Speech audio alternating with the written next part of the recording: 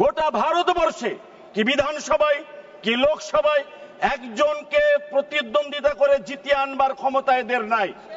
কারণ মকসদই নাই যে মাইনরিটি কমিউনিটিকে জিতে নিয়ে আনবো।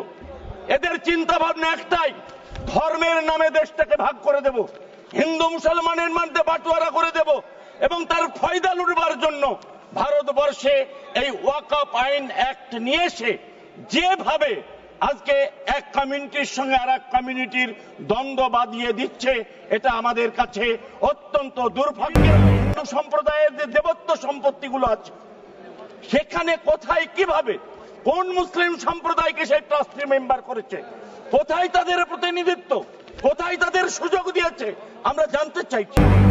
বিভিন্নভাবে মুসলিম কমিউনিটির উপরে অত্যাচার হচ্ছে, অবিচার হচ্ছে।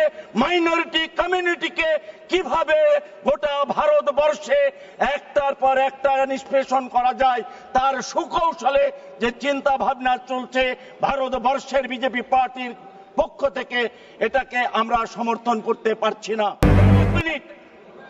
এক সময় ভারতীয় জনতা পার্টি কিষানদের হিতের জন্য বিল নিয়ে এসেছিল, 1 বছর আন্দোলন হয়েছে, তারপরে তারা বাধ্য হয়েছে এই বিল থেকে সরে আসতে।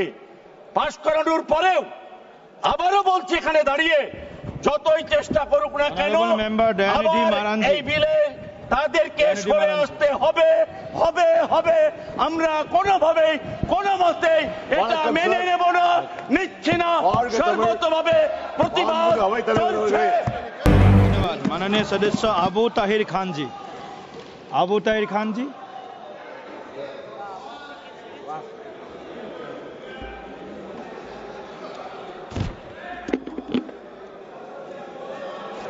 ধন্যবাদ স্যার।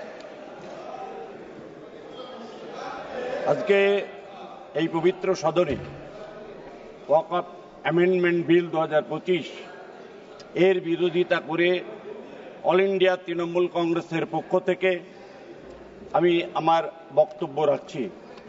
মাননীয় নিশিকান্ত দুবেজি অনেক কথা বলে গেলেন।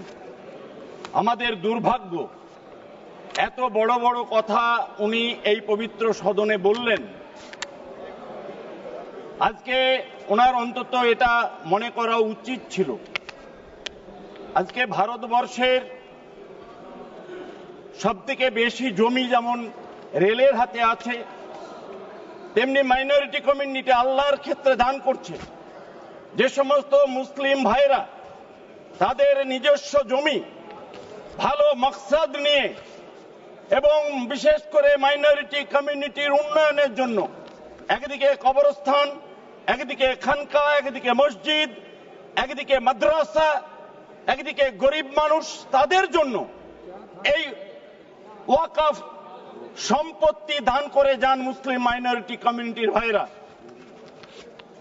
এবং যখন দান করেন তার সত্যিকারের লিগ্যাল রাইট আছেন কিনা, অনেকে অনেক কথা বলছিলেন লিগ্যাল রাইট আছে কিনা। ওয়াকফ বোর্ডে একজন সিও র্যাঙ্কের অফিসার থাকেন, চিফ এক্সিকিউটিভ অফিসার, তিনি এসডিও র্যাঙ্কের অফিসার, তিনি এগুলো তদন্ত করে দেখে নেন, তারপরে হিয়ারিং হয়, তারপরে এগুলো নথিভুক্ত হয়। অথচ এখানে বারবার বলা হচ্ছে যে এই সম্পত্তিগুলো কিভাবে নথিভুক্ত হচ্ছে এবং কোন পদ্ধতিতে নথিভুক্ত হচ্ছে তার কোনো ঠিক ঠিকানা নাই।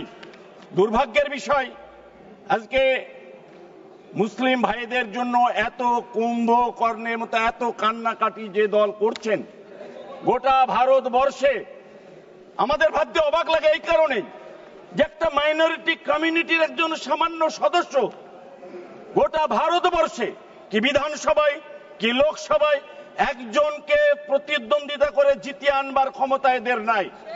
কারণ মকসদই নাই যে মাইনরিটি কমিউনিটিকে জিতে নিয়ে আনবো। এদের চিন্তা ভাবনা একটাই, ধর্মের নামে দেশটাকে ভাগ করে দেব, হিন্দু মুসলমানের মধ্যে বাটোয়ারা করে দেব এবং তার ফয়দা লুটবার জন্য ভারতবর্ষে এই ওয়াকফ আইন অ্যাক্ট নিয়ে এসে যেভাবে আজকে এক কমিউনিটির সঙ্গে আর এক কমিউনিটির দ্বন্দ্ব বাঁধিয়ে দিচ্ছে, এটা আমাদের কাছে অত্যন্ত দুর্ভাগ্যের এবং পরিতাপের। আমরা সবিনয়ের সঙ্গে আবেদন করব যে এখানে যেহেতু এটা মুসলিম কমিউনিটির স্বার্থে এ দান, সুতরাং এখানে অন্য কমিউনিটির মানুষের থাকাটা বাঞ্ছনীয় নয় এবং সেটা হতে পারে না। আজকে বিভিন্ন হিন্দু সম্প্রদায়ের যে দেবত্ব সম্পত্তিগুলো আছে সেখানে কোথায় কিভাবে কোন মুসলিম সম্প্রদায়কে সেই ট্রাস্টি মেম্বার করেছে, কোথায় তাদের প্রতিনিধিত্ব, কোথায় তাদের সুযোগ দিয়েছে আমরা জানতে চাইছি যে সুযোগ কোথাও নেই। একমাত্র মুসলিম কমিউনিটির উপরে এই একের পর এক বিভিন্নভাবে হামলা হচ্ছে, বিভিন্নভাবে মুসলিম কমিউনিটির উপরে অত্যাচার হচ্ছে, অবিচার হচ্ছে।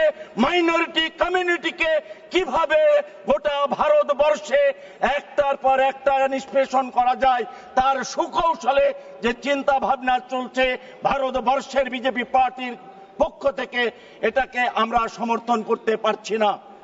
একটা কথা পরিষ্কারভাবে বলতে চাই, বিরোধিতা করছে, একটা কথা পরিষ্কার হতে বলতে চাই, এই বিলের আমরা সর্বতভাবে বিরোধিতা করছি। এবং স্যার এক মিনিট, এক সময় ভারতীয় জনতা পার্টি কিষানদের হিতের জন্য বিল নিয়ে এসেছিল, 1 বছর আন্দোলন হয়েছে, তারপরে তারা বাধ্য হয়েছে এই বিল থেকে সরে আসতে। পাশ করানোর পরেও আবারও বলছি এখানে দাঁড়িয়ে, যতই চেষ্টা করুক না কেন এই বিলে তাদেরকে সরে আসতে হবে।